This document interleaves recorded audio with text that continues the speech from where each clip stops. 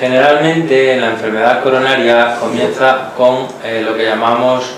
disfunción endotelial, de manera que el endotelio deja de cumplir su función de síntesis de sustancias vasoactivas y de servir de filtro para el tránsito de sustancias al espacio subendotelial y del espacio subendotelial al torrente sanguíneo, y al perder esa función de barrera penetran sustancias, por ejemplo el LDL colesterol, al espacio subendotelial. Eso es detectado y fagocitado por macrófagos que atraen a nuevos macrófagos desde el torrente sanguíneo y produce un fenómeno inflamatorio local. Los macrófagos cargados de lípidos que no son capaces de digerir y de LDL oxidado acaban liberando citoquinas que atrae a linfocitos y a nuevos macrófagos, que aumenta el grado de disfunción endotelial y poniendo en marcha lo que denominamos el desarrollo de la placa de ateroma. Esta inflamación crónica suele tener en la zona central un corazón de colesterol y de distintos ésteres de colesterol oxidado y demás, y alrededor pues una cápsula en la que tenemos distintas proporciones tanto de tejido fibroso y colágeno como de linfocitos, macrófagos y células musculares lisas y fibroblastos. De manera que si predomina el contenido lipídico e inflamatorio es una placa blanda, vulnerable, y si predomina el colágeno y el tejido de cicatrización denominamos una placa estable. Fenómenos de trombosis no oclusiva por exposición del material subendotelial al torrente sanguíneo por el propio efecto de cizalla que produce la sangre rompiendo el endotelio de alguna parte de esta placa, da lugar a la formación de un trombo que luego puede organizarse y provocar una nueva trombosis más adelante que se organiza, y de esta manera poco a poco va creciendo el tamaño de la placa, pero suele ser una placa bastante estable por tener un alto contenido en colágeno y produciendo o siendo el asiento de lo que denominamos síndrome coronario crónico, que clínicamente puede cursar como angina estable o como isquemia silente. Es de destacar que hasta que no se reduce la luz por debajo del 70% no tenemos ningún síntoma evidenciable. La angina habitualmente es así por enfermedad coronaria por aterosclerosis de las coronarias epicárdicas, aunque en algunos casos, como la angina Prinzmetal, es por espasmo coronario. En este caso, los episodios de dolor suelen ser nocturnos y en reposo, a diferencia de la angina tradicional que se produce por enfermedad coronaria epicárdica normal por aterosclerosis, en la que los episodios de dolor suelen desencadenarse solo con el frío, el ejercicio o el estrés emocional.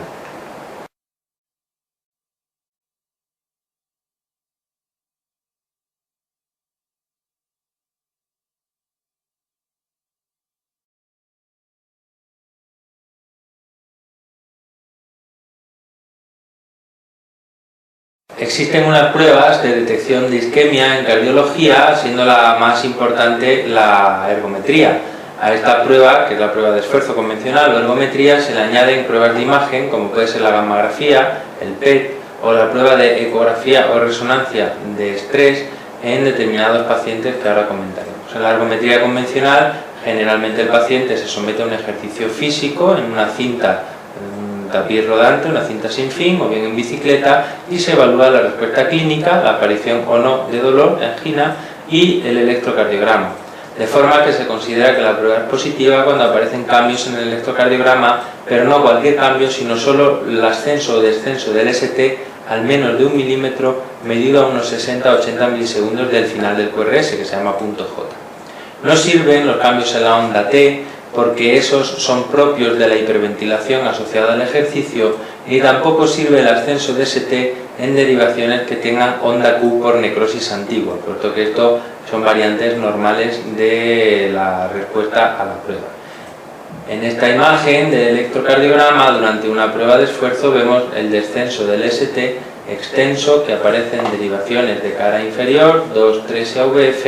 y en derivaciones de V4 a V6, mostrando la positividad eléctrica de la prueba.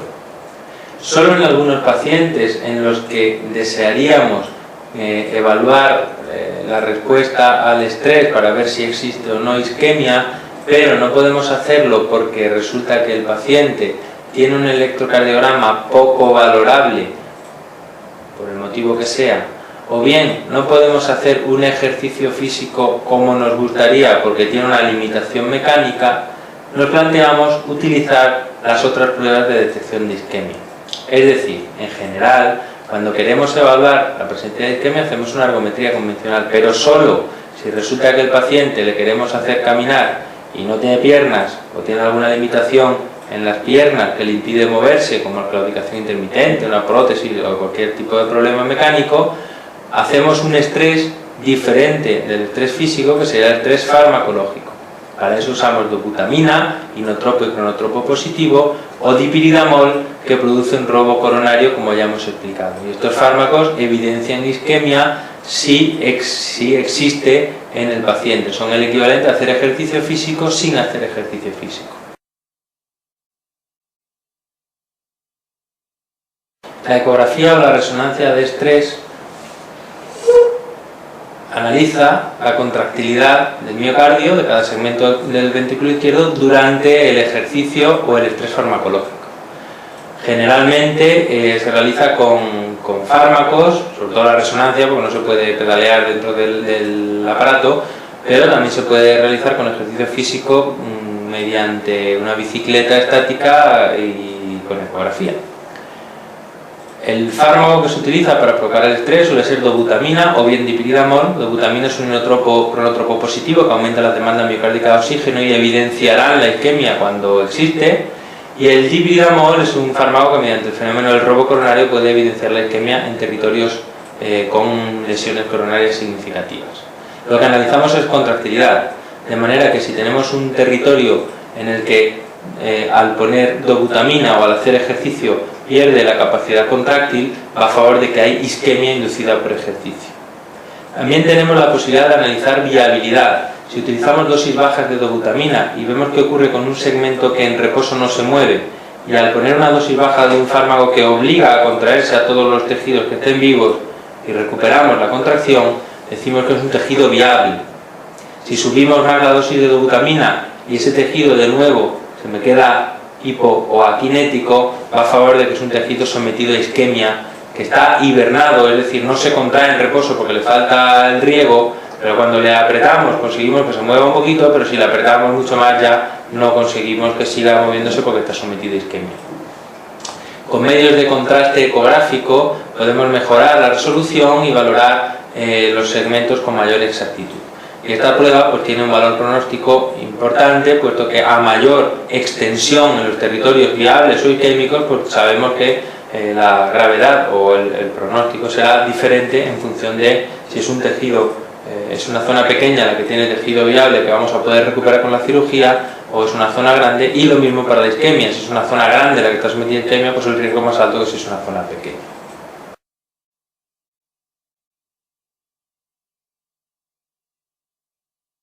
La gammagrafía isotópica en el fondo analiza también una imagen cardíaca tras un ejercicio físico o un estrés farmacológico. Lo que ocurre es que aquí la imagen se obtiene mediante el empleo de trazadores, radiotrazadores y el análisis con una gamma cámara. Los que más se utilizan son el talio y el tecnecio, el MIBI, de forma que, para recordarlo fácilmente, el talio se comporta como el potasio dentro del corazón, y aquellas células que estén vivas y que por tanto tengan ATP y su bomba sodio-potasio ATPasa funcionante van a captar talio en lugar de potasio. Por lo tanto, las zonas que captan talio son zonas que están sanas y bien perfundidas. Si tenemos una zona fría que no capta el talio en reposo ni tampoco en ejercicio, pues es una zona que está muerta, las células ahí están completamente inertes. Sin embargo, cuando tenemos una zona que en reposo es normal su captación y con el ejercicio provocamos que no capte correctamente, es decir, una zona fría reversible porque con reposo vuelve a captar el radiotrazador, podemos decir que estamos ante una zona de isquemia. El tecnecio funciona por un mecanismo diferente, pero a efectos clínicos es igual y la interpretación es igual. Una zona que capta en reposo y que capta en esfuerzo es una zona sana. Una zona que capta en reposo pero no capta con el esfuerzo es una zona isquémica, y una zona que no capta en ningún momento es una zona de necrosis. También la posibilidad de sincronizar la adquisición de las imágenes con la gamma cámara con el latido cardíaco nos permite evaluar la contractilidad de los segmentos, con lo cual da información más exacta con el tecnecio de lo que generalmente se conseguía con el talio, puesto que la energía que emite el fotón de tecnecio es mayor que la del fotón del talio. Otras, como el pirofosfato de tecnecio, hoy día ya no se utilizan en la práctica, y estas pruebas también tienen un valor pronóstico significativo, puesto que a mayor extensión de los territorios isquémicos o necróticos, más es el riesgo que presentan los pacientes. En la actualidad sigue siendo el gold estándar para evaluar la presencia de enfermedad coronaria aterosclerótica la coronariografía invasiva, la angiografía coronaria, en la que se coloca un catéter con contraste en el origen de una arteria coronaria, se inyecta el contraste y con rayos X se analiza cómo rellena el interior de estos vasos. Se considera que una lesión es significativa cuando ocluye al menos el 70% de la luz, salvo en el tronco coronario principal izquierdo, que con el 50% es suficiente. Y se llama una lesión grave o severa cuando ocluye más del 90% de la luz. Hay veces que hay lesiones que están en el límite de la severidad, en torno al 70%, y sobre la marcha en el laboratorio de hemodinámica hay que tomar la decisión de si considerarla severa o no para proceder o no a un procedimiento intervencionista para solucionar esa obstrucción, y para eso hay algunas técnicas como la ecografía intracoronaria y el análisis del área luminal mínima en la zona de la lesión, o técnicas más fisiológicas como el análisis de guía de presión, de la caída de presión más allá de la obstrucción, que pueden permitirnos solucionar estas dudas que aparecen en algunos casos.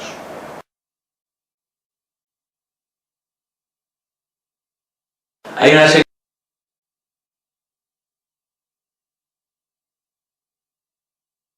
de alteraciones en el electrocardiograma que dificultan o hacen imposible la interpretación de una prueba de esfuerzo convencional. Ya sabemos que lo que analizamos es el ascenso o descenso del segmento ST a unos 70-80 milisegundos del punto J. Entonces, estas podemos resumirlas en 5. La presencia de un marcapasos o un bloqueo de rama izquierda.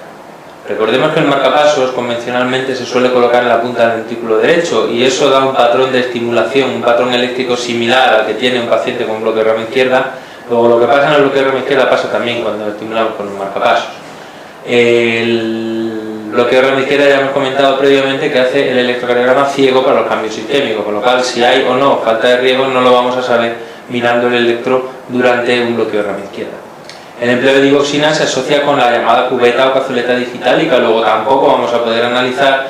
si existe o no un descenso de ST si ya de por sí está descendido por el empleo de la digoxina. Esto también ocurre en presencia de hipertrofia ventricular izquierda, que habitualmente provoca un descenso del segmento ST descendente con la onda T negativa, como aparece en la figura. O también en los síndromes de preexcitación, como el Wolff-Parkinson-White, en los que la alteración en el orden de la despolarización ventricular también modifica el orden de la repolarización ventricular. Si vemos algunos ejemplos, este primero tenemos un bloqueo completo de rama izquierda, y fijaos cómo se altera la repolarización con ascenso del segmento ST de V1 a V3 y descenso del segmento ST de la onda T en V5, V6, 1 y AVL, que hacen ininterpretable la presencia de isquemia, porque este es un paciente absolutamente asintomático sin isquemia, pero tiene el bloqueo de rama izquierda y el electrocardiograma es prácticamente inservible. O este otro, en el que tenemos una paciente en fibrilación auricular con un marcapasos funcionando, en el que el electrocardiograma es bastante parecido a un bloqueo de rama izquierda, y de nuevo tenemos alteraciones que lo hacen absolutamente inútil en cuanto a valorar la presencia de isquemia. El siguiente electrocardiograma es de una paciente que toma digoxina, en la que podemos ver con disfunción sinusal en un ritmo nodal, pero en la que podemos ver cómo hay un descenso de ST no demasiado llamativo, a veces es más llamativo, pero V4, V5, V6, derivación de 2, tienen un descenso de ST provocado por el empleo de la digoxina. Esto pues ya no sabemos evaluar si el dolor torácico produce un cambio en el descenso de ST, pues no vamos a poder interpretarlo correctamente, puesto que ya basalmente, como vemos, tiene un descenso de ST significativo. O este otro es un paciente con hipertrofia ventricular izquierda de origen hipertensivo, en el que fijaos como en las derivaciones de cara lateral, V5, V6, 1, VL, incluso en derivación de 2, tenemos descenso de ST con onda T negativa provocado por la hipertrofia que no nos va a permitir evaluar si hay cambios adicionales significativos o no, y va a dificultar su interpretación. O este otro, que es un paciente con Wolff-Parkinson-White, en el que la preexcitación altera tanto la despolarización como la repolarización. Si nos fijamos en derivación 2, 3, AVF, V5 y V6, qué descenso de ST tan llamativo, y realmente no podemos evaluar si existe o no isquemia asociada a esta situación.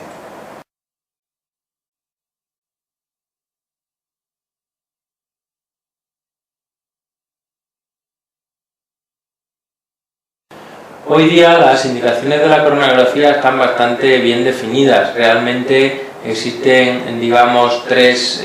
circunstancias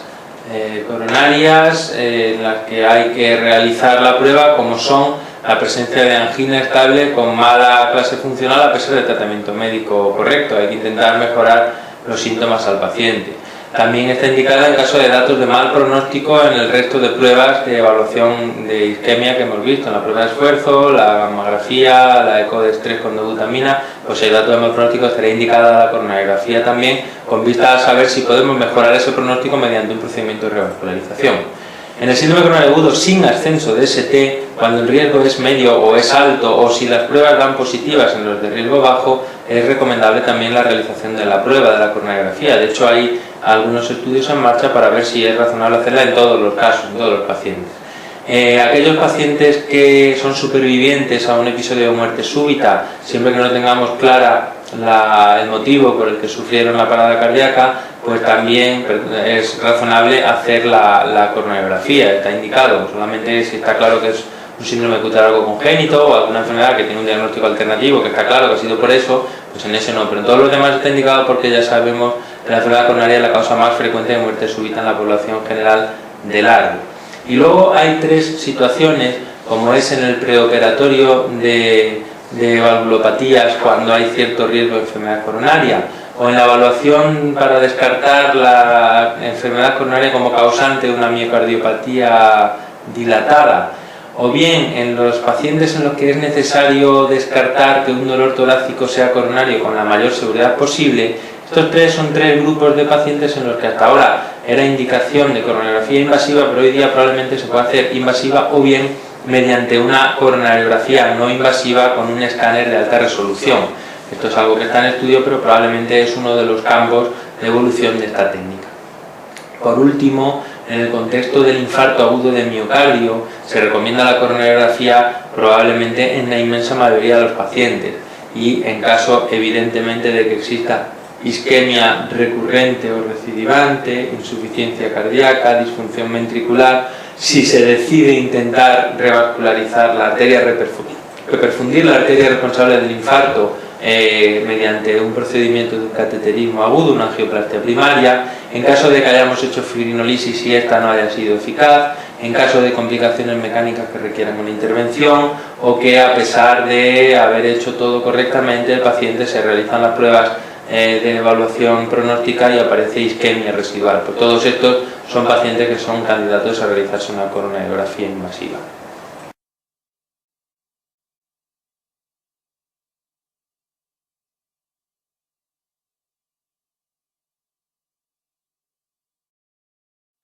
La coronariografía en realidad no cura, lo que cura es la angioplastia. Cura entre comillas, porque lo que permite es mejorar la perfusión coronaria.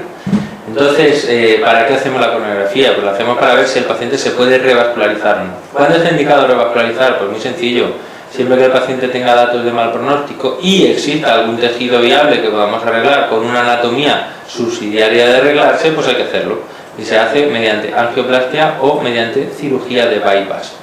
¿Cuál es la técnica que debemos elegir? Pues en general, en la actualidad, estas son técnicas que no compiten. Hace muchos años había cierta competición entre ellas para ver cuál era mejor en distintos contextos, pero probablemente hoy día esto conviene más verlo como técnicas que son complementarias y no competitivas entre sí. En general, se sabe que la cirugía es un procedimiento mucho más resolutivo y definitivo que la angioplastia, especialmente si utilizamos bypass o puentes de arteria mamaria, puesto que los puentes de vena safena, que también se utilizan, a los 10 años, la mitad o más, tienen problemas significativos. La angioplastia es un procedimiento que ofrece la principal ventaja, es que es menos agresivo, tiene menos morbimortalidad asociada aguda que una cirugía de revascularización coronaria abierta. El problema es que la angioplastia es menos resolutiva, es más frecuente la reestenosis y que aparezcan problemas en el futuro. Por eso hoy día, aunque esto es completamente variable en función del paciente, puesto que hay casos que debería hacerse una cosa y se realiza la contraria y no estamos incurriendo en ningún error, sino que es razonable probarlo pues, por las características individuales del paciente, pues en caso de que la enfermedad afecte al tronco principal izquierdo o afecta a los 3 vasos principales, especialmente en presencia de disfunción ventricular o diabetes, probablemente estos pacientes siguen siendo preferible una intervención de revascularización quirúrgica mediante la realización de bypass, preferentemente bypass arteriales. Mientras que si la enfermedad solamente afecta a 1 o 2 vasos o es una enfermedad que afecta a puentes de bypasses de cirugía previa, pues sea preferible la angioplastia. No obstante, insisto en que con los nuevos stents liberadores de fármacos que han disminuido enormemente el riesgo de reestenosis, cada vez hay más pacientes con enfermedad de tronco, enfermedad de 3 vasos o enfermedad de 2 vasos, cuando uno de ellos es la descendente anterior, a los que se les realiza una angioplastia coronaria transluminal percutánea, es decir, una angioplastia, y se realiza la cirugía solamente en caso de problemas reestenosis recurrentes con la angioplastia, puesto que a un señor a quien se le ha puesto un muelle se le puede poner otro muelle dentro del muelle, y a un señor a quien se ha operado después se le puede hacer una angioplastia sobre el vaso nativo o sobre el bypass, y a alguien que se ha puesto una angioplastia luego puede ser operado si es necesario en un segundo tiempo. Es decir, que han dejado de competir para ser 2 técnicas probablemente complementarias.